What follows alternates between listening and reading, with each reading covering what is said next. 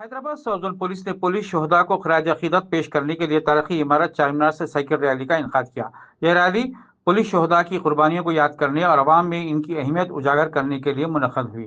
Senior अफसरान और शहरियों ने बड़ी तादाद में शिरकत की और पुलिस की खिदमत को सराहा। DCP south zone Sneha Mehra ने भी रैली में हिस्सा लिया।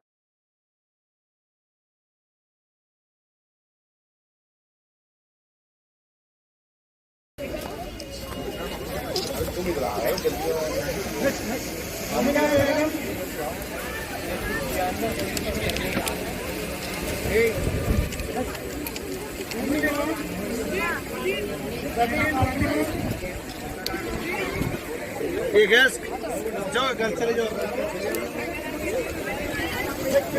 अभी लाइन में